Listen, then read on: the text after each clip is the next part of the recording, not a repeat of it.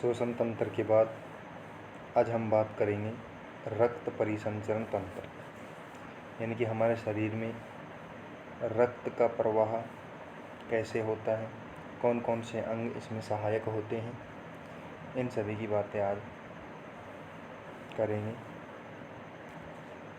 सबसे पहले देख लेते हैं कि रक्त और रक्त परिसंचरण तंत्र होते क्या हैं। तो रक्त जो है एक तरल संयोजी उत्तक है। कैसा उत्तक है? तरल संयोजी उत्तक, यानी कि जो रक्त है वो उत्तक है। उत्तकों के बारे में कक्षा 9 में पढ़े थे हमने कि वे जो उत्तक होते हैं वो क्या होते हैं। उत्तक कोशिकाओं का समूह होता है। तो हमारा जो रक्त है वह भी कोशिकाओं का समूह है। रक्त हल्का होता है, क्षारीय होता है और तरल अवस्था में होता है। रक्त का pH 7.4 होता है। pH के बारे में हम 5वें पाठ में विस्तार से जानेंगे। रक्त का निर्माण लाल अस्थि मज्जा में व भ्रूण व नवजात शिशु में प्लीहा में होता है। यानी कि जो वयस्क मनुष्य है उसमें होता है लाल अस्थि मज्जा में रक्त का निर्माण, और जो भ्रूण और नवजात शिशु होते हैं इनमें प्लीहा में होता है। रक्त पोषक पदार्थों का परिवहन करता है और सामान्य व्यक्ति में लगभग 5 लीटर रक्त होता है। सामान्य व्यक्ति में लगभग 5 लीटर रक्त होता है।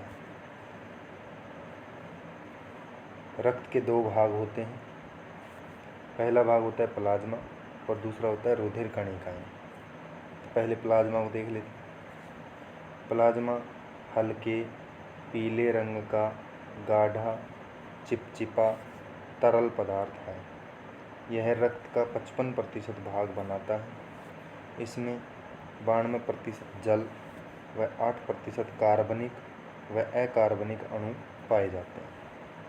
यानी कि रक्त का 55% भाग जो है वो प्लाज्मा होता है। प्लाज्मा पीले रंग का होता है, गाढ़ा होता है, चिपचिपा होता है और तरल होता है।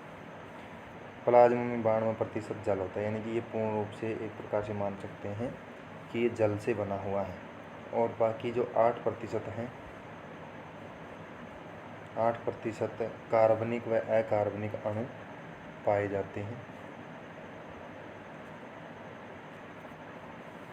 इसके बाद रुधिर कणिकाओं की बात करते हैं। रुधिर कणिकाएं 3 प्रकार की होती हैं, यानी कि हमारे रक्त में 3 प्रकार की कणिकाएं पाई जाती हैं। RBC यानी कि लाल रुधिर कणिकाएं, या जिन्हें रेड ब्लड कार्पल्स कहते हैं। WBC यानी कि वाइट ब्लड कार्पल्स, जिन्हें श्वेत रुधिर कणिकाएं कहा जाता है। और तीसरी होती हैं प्लेटलेट्स। सबसे पहले RBC को देख लेते हैं।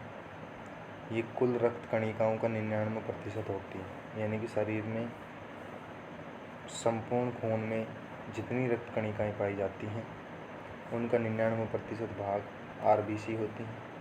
इनकी संख्या 45 से 50 लाख होती है। ये केंद्रक विहीन कोशिकाएं हैं। इनका जीवन काल 120 दिन का होता है। केंद्रक विहीन यानी कि इनमें केंद्रक उपस्थित नहीं होता है, केंद्रक नहीं पाया जाता है। इन्हीं के कारण रक्त का रंग लाल होता है। इनमें लौह युक्त प्रोटीन हीमोग्लोबिन पाया जाता है, जो ऑक्सीजन का विनिमय करता है। हीमोग्लोबिन RBC में पाया जाता है, जो लौह युक्त प्रोटीन है और ऑक्सीजन का लेन देन करता है। RBC की कमी से रक्त क्षीणता यानी कि एनीमिया रोग हो जाता है। रक्त की कमी हो जाती है। WBC की बात करते हैं। WBC यानी कि श्वेत रुधिर कणिकाएं, इनका आकार बड़ा, अनियमित व केंद्रक उपस्थित होता है। यानी कि जो WBC हैं ये बड़े आकार की होती हैं। इनमें अनियमित केंद्रक पाया जाता है। इन्हें ल्यूकोसाइट भी कहते हैं और ये रंगहीन होती है, यानी कि इनका कोई भी रंग नहीं होता है। ये शरीर के रोगाणुओं से रक्षा करती हैं। ये शरीर के रोगाणुओं से रक्षा करती हैं, इसलिए इन्हें सैनिक कणिकाएं भी कहा जाता है। एक स्वस्थ मनुष्य में इनकी संख्या 6000 से 10,000 प्रति घन मिलीमीटर होती है। इसके बाद तीसरी प्लेटलेट्स हैं बिंबाणु, जिन्हें थ्रोम्बोसाइट भी कहते हैं। इनकी संख्या 3 लाख प्रति घन मिलीमीटर होती है। ये केंद्रक विहीन होती हैं, यानी कि इनमें केंद्रक नहीं पाया जाता है। ये रक्त का थक्का बनाने का कार्य करती हैं।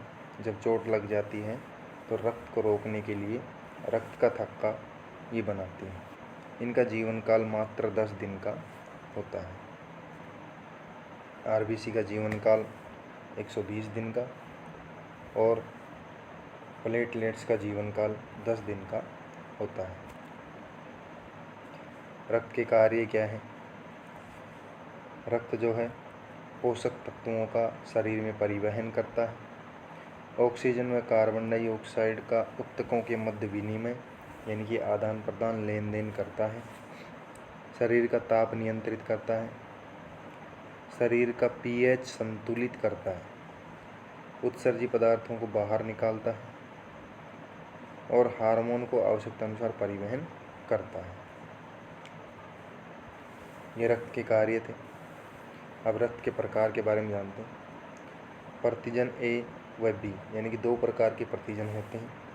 प्रतिजन और प्रतिरक्षी के बारे में चौथे पाठ में पढ़ेंगे हम।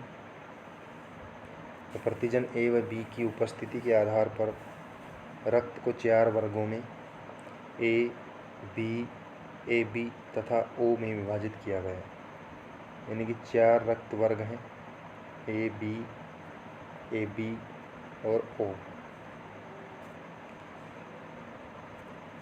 ए रक्त वर्ग के रक्त की आरबीसी पर ए प्रतिजन पाया जाता है तथा बी रक्त समूह के रक्त की आरबीसी पर बी प्रतिजन पाया जाता है तथा ए बी रक्त समूह पर ए व बी दोनों प्रतिजन पाए जाते हैं। ओ रक्त समूह जो है एक ऐसा रक्त समूह है जिसमें कोई भी प्रतिजन नहीं पाया जाता है। प्रतिजनों के अलावा आरबीसी पर आरएच कारक पाया जाता है। जिनमें आरएच कारक उपस्थित होता है उनका रक्त आरएच धनात्मक तथा जिनमें आरएच कारक नहीं होता है उनका रक्त आरएच ऋणात्मक होता है। लगभग 80% व्यक्तियों का रक्त आरएच धनात्मक होता है, यानी कि जिनके रक्त में आरबीसी पर आरएच कारक पाया जाता है उनका रक्त होता है आरएच पॉजिटिव। जिन पर नहीं पाया जाता उनका होता है आरएच नेगेटिव। तो लगभग 80% व्यक्तियों का रक्त जो है होता है आरएच पॉजिटिव। आरएच पॉजिटिव रक्त वर्ग होता है 80% व्यक्तियों का। परिसंचरण तंत्र की बात करते हैं। शरीर में विभिन्न पदार्थों को एक स्थान से दूसरे स्थान पर संचरण करने वाला तंत्र परिसंचरण तंत्र कहलाता है। यानी कि परिसंचरण का अर्थ क्या हो गया कि एक स्थान से दूसरे स्थान पर पदार्थों को लाना व ले जाना। तो ऐसा कार्य करने वाला तंत्र परिसंचरण तंत्र कहलाता है। यह परिसंचरण तंत्र रक्त द्वारा होता है, यानी कि ये जो परिवहन है ये रक्त द्वारा होता है। रक्त परिसंचरण की खोज 1628 में विलियम हार्वे ने की थी।